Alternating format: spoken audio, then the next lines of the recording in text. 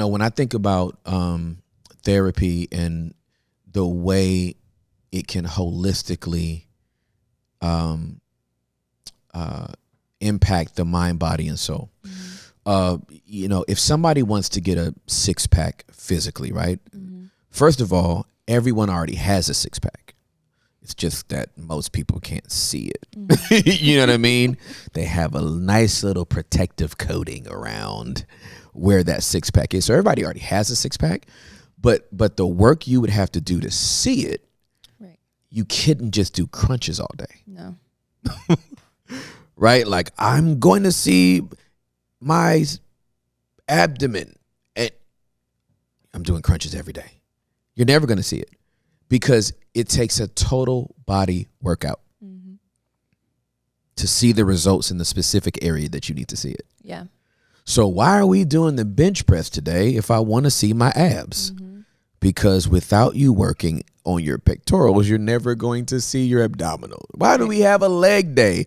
I'm working on seeing my abs, because if you don't work on your legs, you're never going to see. So it all works together. In the same way with therapy, you have to start addressing all the things. You can't be like, well, I just want to deal with the loss of my brother, but I don't want to deal with the fact that my daddy left. And oh my gosh, as a therapist, I hear that so many times. And obviously I respect what people want. Yeah. We'll work through it. Let's start where we want to start. But it's deeper. It's way deeper. Yeah, right? Sure. And you usually come in holding the fruit, which is your symptom. Yeah. And we're not even near the root, right? Somebody comes in, I want to stop drinking. And you're like, okay.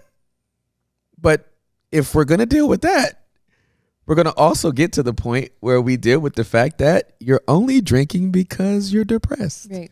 Or you're only drinking because your mommy never hugged you, or you're never, your uncle touched you, or whatever the case is. Right.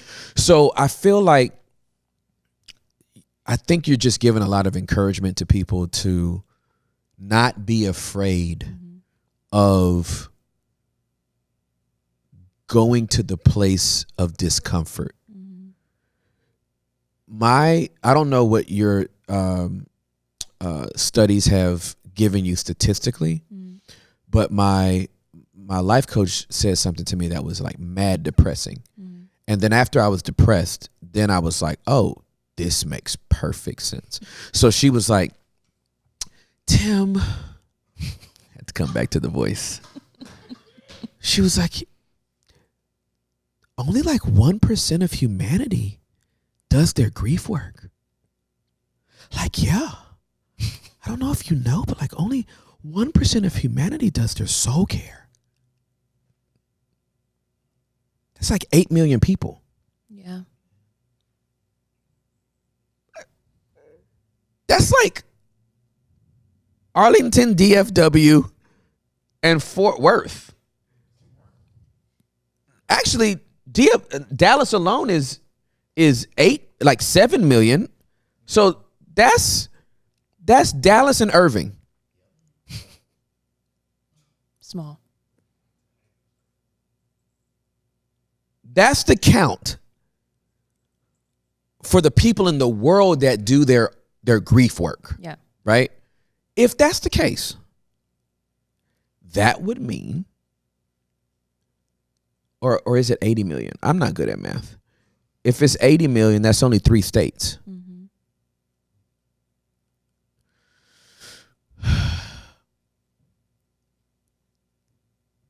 She said that I got depressed. And then I went, this explains cocaine.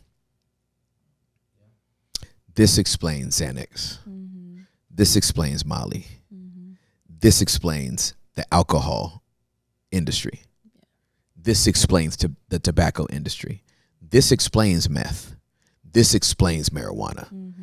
If only 1% is doing their soul care, actually going to the uncomfortable places that they would rather not go, and opening up Pandora's box that they'd rather not open, that means everybody else is medicating the fact that they won't do it. Right. This is why porn annually makes more than all Hollywood films combined. Which is wild. Which is wild. Why? Because I'm medicating pain. I'd rather not deal with it. Give me this is why the entertainment industry, because we always go to like the vices, right? But let's deal with just the entertainment industry, period. There's a reason why NFL is a $9 billion organization. There's a reason why the NBA is a $1 billion organization. There's a reason why MLB is a $1 billion organization. Why are we paying athletes exorbitant amounts of money to distract us?